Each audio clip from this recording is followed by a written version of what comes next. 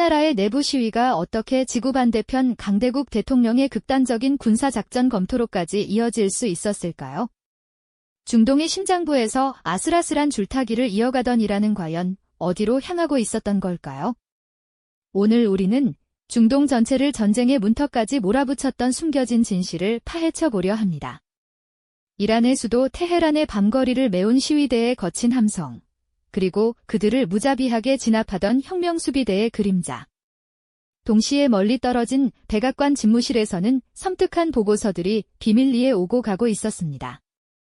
이 모든 것이 한데 얽혀 전 세계를 뒤흔들 수 있었던 충격적인 사건의 전말을 지금부터 함께 따라가 보시죠.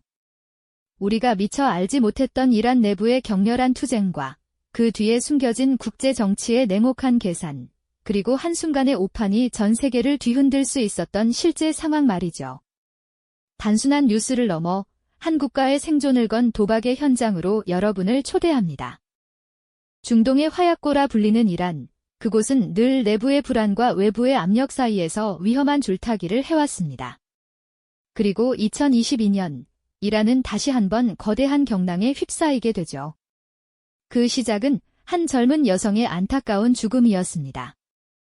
2022년 9월, 22살의 마흐사 아민이라는 이름의 여성이 있었습니다. 그녀는 히잡을 제대로 착용하지 않았다는 이유로 도덕경찰에 체포되었고, 구금된 지 사흘 만에 의문사했습니다. 이 소식은 잠자고 있던 이란 사회에 거대한 불꽃을 던졌습니다.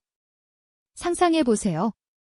평범한 일상을 살던 한 여성이 단지 머리카락을 가리지 않았다는 이유로 체포되고 결국 주검으로 돌아왔다는 사실이 알려졌을 때 이란 시민들이 느꼈을 분노와 좌절감을 말입니다. 마흐사 아미니의 죽음은 단순한 개인의 비극을 넘어섰습니다. 이는 오랫동안 쌓여왔던 여성 인권 탄압과 체제에 대한 불만이 폭발하는 기폭제가 되었죠. 처음에는 여성 인권을 외치는 목소리였지만 곧 체제 전복을 요구하는 대규모 반정부 시위로 확산되었습니다. 테헤란의 거리는 여성, 자유를 외치는 군중의 함성으로 가득 찼습니다. 젊은 여성들은 용감하게 히잡을 불태우고 카메라 앞에서 자신의 머리카락을 자르며 저항의 상징을 만들어냈습니다. 그들의 눈빛에는 분노와 함께 변화를 향한 간절한 희망이 담겨 있었죠. 밤마다 도시 곳곳에서는 촛불 시위가 이어졌고 학생부터 상인, 예술가까지 다양한 계층의 시민들이 거리로 쏟아져 나왔습니다. 이는 단순한 시위가 아니었습니다. 억압받던 이란 시민들이 용기를 내어 체제의 정면으로 맞서는 역사적인 저항의 순간이었던 겁니다. 하지만 이러한 시민들의 용기 있는 저항은 이란 정권의 단호하고 무자비한 대응에 직면하게 됩니다. 이란의 최고 지도자, 그리고 그를 수호하는 혁명수비대는 체제 유지를 위해서라면 그 어떤 폭력도 불사할 태세였죠. 거리를 메운 평화로운 시위대 위로 이란 혁명수비대와 바시지 민병대의 그림자가 드리워지기 시작했습니다. 그들의 등장은 시위 현장의 순식간에 긴장과 공포를 불러왔습니다. 최루탄과 곤봉이 난무하는 가운데 시위대는 무자비하게 해산되었고 수많은 사람이 체포되어 교도소로 끌려갔습니다. 이란 정부는 인권 탄압이라는 국제사회의 비난에도 아랑곳하지 않고 오로지 체제 유지라는 목표 아래 강경 진압을 이어갔습니다. 혁명수비대 사령관들은 위협적인 발언을 쏟아내며 군사력을 과시했고 최고 지도자 하메네이는 단호한 연설로 시위대에 대한 일말의 타협도 없을 것임을 분명히 했습니다. 시위 현장은 분노와 저항의 열기 대신 체제의 폭력성에 대한 긴장과 공포로 가득 차게 되었죠. 평화로운 시위는 점점 더 폭력적으로 변질되었고 시위대의 희망은 절망감으로 바뀌어 갔습니다. 이란 내부의 공포 분위기는 날이 갈수록 짙어졌습니다. 시민들은 감히 목소리를 낼 수 없는 상황에 놓였고 거리에는 침묵의 그림자가 드리워졌습니다. 하지만 이러한 이란 내부의 불안한 상황은 멀리 떨어진 미국의 백악관에도 심상치 않은 파장을 일으키고 있었습니다. 2020년 11월 당시 트럼프 대통령은 이란의 핵 프로그램을 두고 상상조차 하기 힘든 초강수를 검토하고 있었던 겁니다. 이란 내부의 시위와 핵 개발이라는 두 가지 복합적인 상황이 맞물리면서 전 세계를 일촉즉발의 위기로 몰아넣을 수 있는 극단적인 선택이 논의되기 시작한 것이죠. 이란 내부의 공포는 날마다 짙어지고 있었지만 멀리 떨어진 미국의 백악관에서는 이보다 훨씬 더 심상치 않은 파장이 일고 있었습니다. 2020년 11월, 당시 트럼프 대통령은 이란의 핵 프로그램을 두고 상상조차 하기 힘든 초강수를 검토하고 있었죠. 이란 내부의 격렬한 시위와 핵 개발이라는 복잡한 상황이 얽히면서 전 세계를 일촉즉발의 위기로 몰아넣을 수 있는 극단적인 선택이 수면 위로 떠오르기 시작한 겁니다. 그렇다면 과연 백악관에서는 어떤 초강수가 논의되었던 걸까요? 당시 미국 정보기관들은 이란이 핵합의 JCPOA를 위반하며 우라늄 농축 활동을 가속화하고 있다는 보고서를 트럼프 대통령에게 올렸습니다. 특히 이란의 주요 핵시설인 나탄즈, 네이턴즈, 지하시설에서 새로운 원심 분리기가 가동되고 있다는 소식은 백악관의 비상등을 켜게 했죠. 이란이 핵무기 제조에 필요한 고농축 우라늄을 확보할 수 있다는 우려가 커지면서 트럼프 대통령은 다소 격앙된 반응을 보였던 것으로 알려졌습니다. 그는 고위 참모들을 불러 모아 이란 핵시설에 대한 군사적 공격 옵션을 직접적으로 문의했습니다. 회의에 참석했던 마이크 폼페이오 국무장관, 마크 에스퍼 국방장관, 그리고 마크 밀리 합참의장 등 핵심 참모들은 대통령의 갑작스러운 질문에 적잖이 당황했을 겁니다. 트럼프 대통령이 검토했던 초강수의 내용은 매우 구체적이고 위험천만한 것이었습니다. 바로 이란의 나탄즈 핵시설에 미군 특수부대를 투입하여 시설을 파괴하는 방안이었죠. 이는 단순한 공습을 넘어 지상군을 동원하는 전면적인 군사작전에 가까웠습니다. 만약 이 작전이 실행되었다면 그 파장은 상상을 초월했을 겁니다. 이란은 즉각적인 보복에 나섰을 것이 분명하고 이는 곧 중동 전체를 걷잡을 수 없는 전쟁의 불길 속으로 밀어넣는 결과를 초래했을 테니까요. 페르시아만에는 미 해군 함정들이 긴장 상태로 대기하고 이스라엘과 사우디아라비아 등 영내 동맹국들도 초긴장 상태에 놓였을 겁니다. 전 세계 주요 외신들은 이란 핵시설 공격 임박이라는 충격적인 헤드라인을 쏟아내며 국제사회는 혼란에 빠졌을 테고요. 하지만 다행히도 이 극단적인 선택은 실행되지 않았습니다. 당시 고위 참모들은 트럼프 대통령의 군사행동 의지에 강하게 반대했습니다. 마크 밀리 합참의장은 대통령에게 중동 전체를 화염에 휩싸이게 할 것이라며 강력하게 만류했습니다.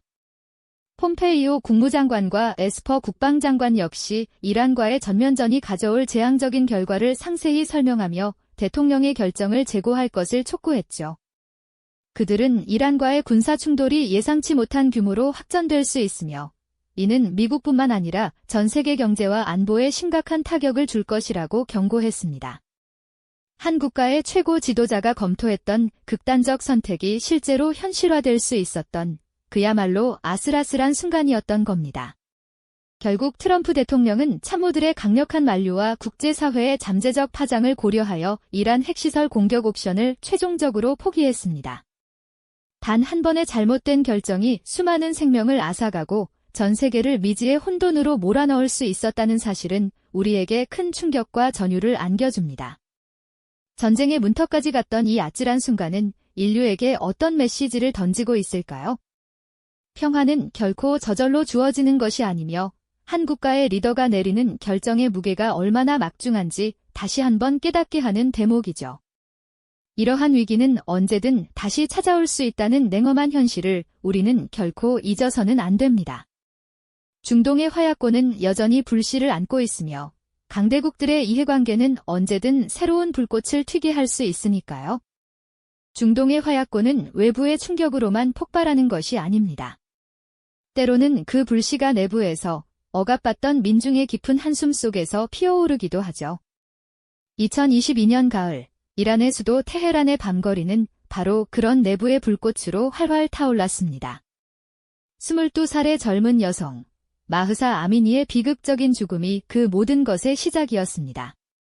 그녀는 히잡을 제대로 착용하지 않았다는 이유로 도덕 경찰에 체포되었고 그로부터 며칠 뒤 의문의 죽음을 맞이했죠.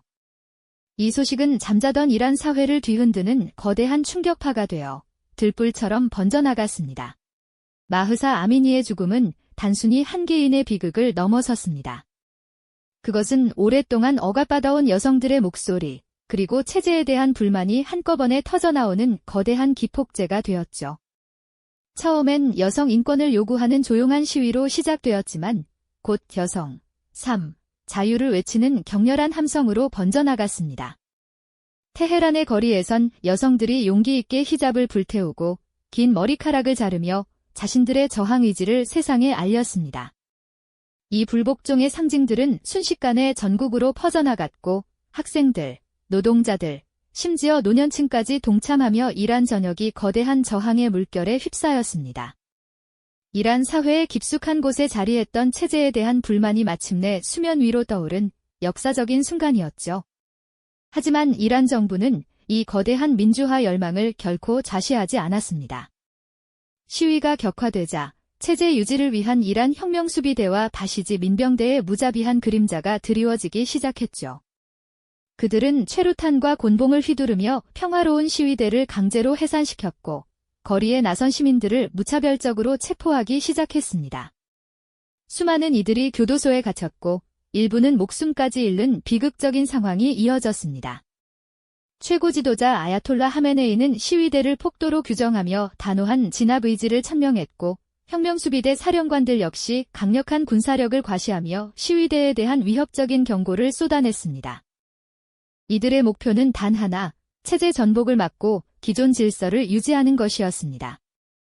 인권 탄압은 물론 그 어떤 희생도 불사하겠다는 이란 정부의 강경한 태도는 시위대의 용기를 꺾고 사회 전반에 깊은 공포 분위기를 조성했습니다. 한때 희망으로 가득 찼던 거리의 함성은 이제 탄압의 그림자 아래에서 사그라들기 시작했죠. 자유를 향한 열망은 체제의 폭력 앞에서 좌절되는 듯 보였습니다. 이처럼 이란 내부의 불안정한 상황은 국제사회의 이목을 집중시키기에 충분했습니다. 끊임없이 진전을 보이던 이란의 핵 프로그램과 맞물려 그들의 내부 혼란은 중동 정세를 더욱 예측 불가능한 곳으로 몰아넣었으니까요. 이러한 복합적인 상황은 강대국들의 심장을 다시 한번 조여왔습니다. 특히 트럼프 행정부는 이란 내부의 격렬한 시위가 체제 붕괴로 이어질 수도 있다는 분석과 함께 이란이 핵 개발을 가속화할 가능성에 촉각을 곤두세웠습니다. 내부의 불안이 외부로 표출될 경우 중동 전체가 다시 한번 거대한 혼돈의 소용돌이에 휘말릴 수 있다는 우려가 커진 것이죠. 한 국가의 내부 문제가 어떻게 국제적인 안보 위기로 비화될 수 있는지 이란의 사례는 명확하게 보여주는 대목입니다. 평화는 결코 저절로 지켜지는 것이 아니며 언제든 깨질 수 있는 아슬아슬한 균형 위에 놓여 있다는 사실을 우리는 다시 한번 깨닫게 됩니다. 그렇죠. 평화는 결코 저절로 지켜지는 것이 아니며 언제든 깨질 수 있는 아슬아슬한 균형 위에 놓여 있다는 사실을 우리는 다시 한번 깨닫게 됩니다. 이처럼 이란 내부의 불안정한 상황과 핵 프로그램 진전은 국제사회의 숨통을 조여오는 거대한 압력으로 작용했는데요. 특히 미국의 당시 트럼프 행정부는 이러한 복합적인 위기 상황을 그저 지켜볼 수만은 없다고 판단하기 시작했습니다. 이란 내부의 민주화 시위가 자칫 체제 붕괴로 이어질 경우 오히려 이란이 핵 개발을 더 가속화할 수도 있다는 분석에 촉각을 곤두세웠던 것이죠. 2020년 11월 대선에서 패배한 트럼프 대통령은 백악관 집무실에서 국가안보 고위 참모들을 소집해 극단적인 선택지를 진지하게 논의하기 시작했습니다. 이란 핵시설에 대한 군사적 공격 가능성을 검토했던 것인데요.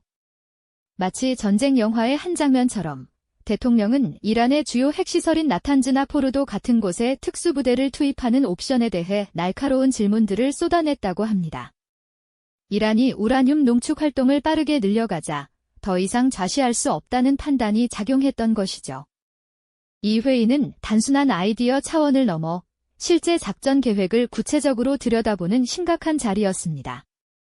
한 나라의 최고 지도자가 직접적으로 핵시설 공격을 문의했다는 사실만으로도 당시 상황이 얼마나 일촉즉발의 위기였는지 짐작할 수 있습니다. 만약 이 명령이 현실화되었다면 특수부대원들이 은밀하게 이란 영토 깊숙이 침투해 핵개발의 핵심 시설들을 무력화하는 작전이 펼쳐졌을 겁니다. 상상만으로도 엄청난 파장이 예상되는 위험천만한 계획이었죠. 이러한 군사적 옵션이 실제로 실행될 경우 그 여파는 이란을 넘어 중동 전체를 나아가 전 세계를 거대한 혼돈의 소용돌이에 휘말리게 할 것이 분명했습니다. 이란은 즉각적인 보복을 선언할 것이고 이는 곧 전면전으로 비화될 가능성이 농후했죠. 페르시아만에는 미 해군 함정들이 긴장 상태로 대기하고 있었고 중동의 주요 외신들은 연일 이란 핵 문제에 대한 심각한 경고를 쏟아냈습니다. 마치 뜨거운 불씨를 안고 있는 화약고 같았던 당시 상황은 전 세계가 숨죽이며 지켜보는 아슬아슬한 줄타기였습니다. 이 충격적인 논의가 한창 진행되던 백악관 집무실에는 당시 국방장관 대행이었던 크리스토퍼 밀러, 국무장관 마이크 폼페이오, 그리고 합참의장 마크 밀리 장군 등 핵심 참모들이 자리하고 있었습니다. 이들은 트럼프 대통령의 핵시설 공격 명령이 가져올 엄청난 재앙에 대해 심각하게 경고했습니다. 이란 핵시설에 대한 공격은 중동 전체를 화염에 휩싸이게 할 것이라는 직설적인 표현으로 대통령의 극단적인 선택을 강력하게 만류했던 것이죠. 이들의 목소리에는 단순한 반대를 넘어 전면전으로 치달을 수 있는 전쟁의 참혹함에 대한 깊은 우려가 담겨 있었습니다. 참모들은 군사적 행동이 가져올 예측 불가능한 결과를 대통령에게 상세히 설명했습니다. 이란의 보복은 물론 영내 동맹국들에 대한 공격, 그리고 유가 급등과 같은 전 세계적인 경제적 파장까지 모든 시나리오를 면밀히 분석해 보고했습니다. 한 국가의 최고 지도자가 내리는 단 한 번의 판단이 수많은 생명을 앗아가고 전 세계를 미지의 혼돈으로 몰아넣을 수 있는 그야말로 아슬아슬한 순간이었습니다. 결국 트럼프 대통령은 참모들의 강력한 만류를 받아들여 이란 핵시설 공격 옵션을 최종적으로 포기하게 됩니다. 이 순간 인류는 전쟁의 문턱에서 한 발짝 물러설 수 있었죠. 하지만 당시 오고 갔던 대화와 검토는 우리에게 어떤 메시지를 던지는 걸까요? 단 한 명의 지도자, 단 한 번의 잘못된 결정이 인류 전체를 얼마나 위험한 상황으로 몰아넣을 수 있었는지 우리는 생생하게 목격한 셈입니다. 이러한 경험은 우리에게 깊은 충격과 전율을 안겨주면서도 동시에 이러한 위기가 언제든 다시 찾아올 수 있다는 냉엄한 현실에 대한 경고와 성찰을 요구하고 있습니다. 이란의 사례는 내부의 민주화 열망과 외부 강대국의 압력이 복합적으로 작용할 때 한 국가가 얼마나 취약해질 수 있는지, 그리고 그 과정에서 전 세계가 얼마나 쉽게 위기에 빠질 수 있는지를 생생하게 보여줍니다. 우리가 뉴스로 접하는 중동의 복잡한 정세가 단순히 멀리 떨어진 지정학적 문제가 아니라 언제든 우리 삶에 직접적인 영향을 미칠 수 있는 인류 공통의 문제임을 상기시키는 것이죠. 현재 이란 내부의 시위는 여전히 현재 진행형이며 핵 프로그램 역시 국제사회의 뜨거운 감자로 남아 있습니다. 중동의 화약고는 여전히 불씨를 안고 있으며 강대국들의 복잡한 이해관계는 언제든 새로운 불꽃을 튀게 할 수 있는 상황입니다. 평화는 결코 저절로 주어지는 것이 아니며 역사는 끊임없이 우리에게 경고하고 있음을 되새기게 합니다. 이란을 둘러싼 국제사회의 은밀한 협상과 배신, 그리고 그 이면에 숨겨진 강대국들의 진짜 속내는 과연 무엇일까요? 이 영상이 도움이 되셨다면 좋아요와 구독 부탁드립니다. 여러분의 응원이 제게 큰 힘이 됩니다. 다음 영상에서도 더 유용한 정보를 공유하겠습니다. 감사합니다.